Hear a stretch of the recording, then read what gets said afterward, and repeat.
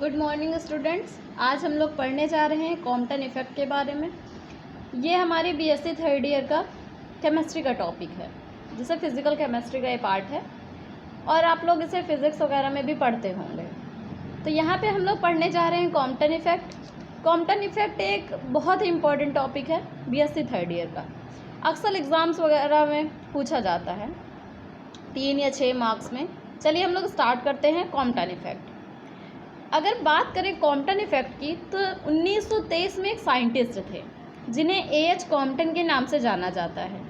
उन्होंने ऐसी खोज की, उन्होंने एक एक्सपेरिमेंट किया जिसके तौर पे उन्होंने इस इफ़ेक्ट के बारे में बताया।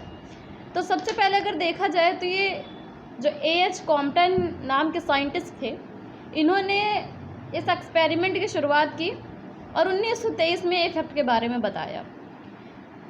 तो चलिए हम लोग स्टार्ट करते हैं। In 1923, A.H. Compton found that when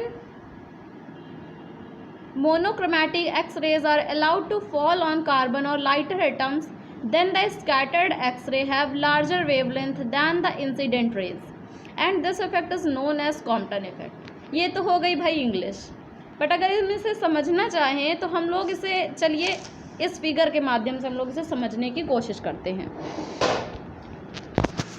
जैसे आप लोग ये फिगर देख रहे हैं, ये एक इलेक्ट्रॉन है, इस पर हमने एक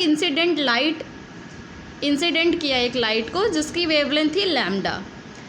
अब ये इंसिडेंट वेव आई और इसने इस इलेक्ट्रॉन को स्ट्राइक किया, और जब इस इलेक्ट्रॉन को स्ट्राइक किया, और सबसे पहले ये जानने की बात है कि इलेक्ट्रॉन किसका होना चाहिए। ये इलेक्ट्रॉन हमारा होना चाहिए किसी भी हल्के एटम्स का या फिर कोई कार्बन एटम्स का। और ये जो इंसिडेंट लाइट है वो लाइट कैसी होनी चाहिए, मोनोक्रोमैटिक। मोनोक्रोमैटिक से हम लोग ये समझते हैं, मोनो का मतलब होता है एक, क्रोमैटिक का मतलब होता है कलर। तो ये मोनोक्रोमैटिक लाइट जब हम इस इलेक्ट्रॉन पे इंसिडेंट करेंगे, जो कि इलेक्ट्रॉन अभी कहाँ पे है, रेस्ट पे है, मीन्स आराम कर रहा है या फिर एक जगह रुका हुआ है। तो जब उस पर ये इंसिडेंट लाइट जिसकी वेवलेंथ लैम्डा है ये स्कैटर करेगी, जब इंसिडेंट करेगी तो ये इलेक्ट्रॉन स्कैटर कर जाएगा इस डायरेक्शन में। और ये जो स्कैटर्ड लाइट वेव है, जो लाइट वेव स्ट्राइक की थी, ये लाइट वेव इधर चली जाएगी और ये हॉरिजॉन्टल के अकॉर्डिंग ये जो थीटा बना रहा है इसे हम कहेंगे ये एंगल थीटा है। और ये जो दूसरी जगह जो ये लाइट वेव जा रही है यही वाली, इसकी जो वेवलेंथ होगी एक्चुअली ये ज़्यादा होगी या फिर कम ज़्यादा होगी, कुछ भी होगी बट डिफरेंट होगी। आई थिंक सो ये ज़्यादा होगी। तो यहीं से मेन थ्योरी की स्टार्टिंग होती है। और ये जो बात अभी हम लोगों ने यहाँ पढ़ी, जिसे हम लोगों ने पढ़ा था इन 1923 A.H. Compton found that when monochromatic X-rays are allowed to fall on carbon or lighter elements, then the scattered X-ray have larger wavelength than the incident rays, and this effect is known as Compton effect. चलिए अब आगे की बात करते हैं। According to Compton effect, when X-ray struck on carbon or lighter elements, an electron was ejected and the X-ray scattered at an angle theta has longer wavelength lambda. So यहाँ हम लोग बात करेंगे, अब भाई वहाँ पे एक थीटा एंगल भी बना है। थीटा एंगल से मतलब ये है कि वो स्कैटर्ड हुई है, मीन्स 180 डिग्री पे नहीं गई है, जिसे हम 0 डिग्री भी कह सकते हैं। चलिए अब यहाँ एक और फैक्टर आता है जिसे हम लोग कॉम्पटन शिफ्ट के नाम से जानते हैं। अब ये कॉम्पटन शिफ्ट क्या है? The difference between the wavelength of scattered रे and incident ray is called the Compton shift, that is delta lambda equals to lambda dash minus lambda. अगर हम यहाँ बात करें, ये डिफरेंस होता है, जो पहले हमने वेवलेंथ थी वो एक्चुअली लैम्डा थी और उसके बाद जब स्कैटर्ड कर गई वो वेव तो उसकी जो वेवलेंथ हो गई वो लैम्डा डैश हो गई, जो उस लैम्डा से ज़्यादा है। तो इसी का जो डिफरेंस होता है उसे डेल्टा लैम्डा बोलते हैं, जिसे हम लोग ये कह सकते हैं कि ये कॉम्पटन शिफ्ट है। चलिए अब आगे बात करते हैं। By applying law of conservation of energy and law of conservation of momentum, सबसे पहले ये जानते हैं हम लोग कि ये कंजर्वेशन ऑफ एनर्जी और कंजर्वेशन ऑफ मोमेंटम होता क्या है। चलिए स्टार्ट करते हैं।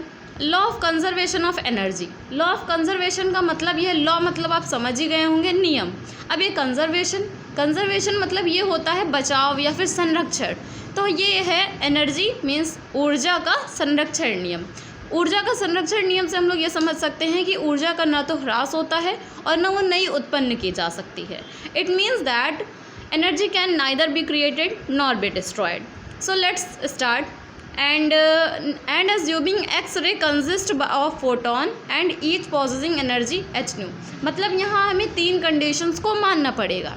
पहली चीज़ ये कि ये जो शिफ्ट हो रही है मींस ये जो कॉम्पटन इफेक्ट शो कर रहा है, ये जो स्कैटरिंग हो रही है, ये law of conservation of energy को फॉलो करती है। और दूसरी चीज़ ये है कि वो law of conservation of momentum को भी फॉलो करती है। अब यहाँ पे बात करते हैं, और तीसरी बात हमने यहाँ क्या मानी कि जो एक्सरे है वो फोटॉन को कंसिस्ट कर रही है। इसमें मतलब ये है कि उसके अंदर फोटॉन्स या फिर वो फोटॉन क्या कर रहे हैं, स्ट्राइक कर रहे हैं इलेक्ट्रॉन को, जिसकी एनर्जी है एच न्यू। एच यहाँ पे प्लैंक कांस्टेंट है और न्यू क्या है, उसकी फ्रीक्वेंसी है। Then Compton should that is यहाँ ये हमारे पास एक इक्वेशन आ जाती है या फिर ये रिलेशन आ जाती है, जिसे हम ये कहते हैं delta lambda equals to 2h/mc sine square theta by 2। यहाँ पे डेल्टा लैम्डा हम लोग जानते हैं जिसे कॉम्पटन शिफ्ट है, और ये h प्लैंक कांस्टेंट, और ये m mass, c speed of light, और ये साइन ये जो थीटा था वो थीटा है। अगर यहाँ पे थीटा बराबर 0 डिग्री होता है तो कॉस थीटा की वैल्यू 1 होती है। जहाँ पे ये देखेंगे हम कि जो कॉम्पटन शिफ्ट होती है उसमें कोई शिफ्ट ही नहीं होगी, मतलब कोई चेंज नहीं होगा। अगर थीटा 90 डिग्री है तो कॉस थीटा 0 होगा। डेल्टा लैम्डा h/mc जो कि 2.42 पिकोमीटर के हिसाब से उतना हो जाएगा। अगर थीटा 180 डिग्री है तो कॉस थीटा की वैल्यू -1 बनेगी। It means that delta lambda equals to 2h/mc हो जाएगा, जिसे 4.84 पिकोमीटर कहते हैं। चलिए ठीक है, तो ये कॉम्पटन शिफ्ट हो गया।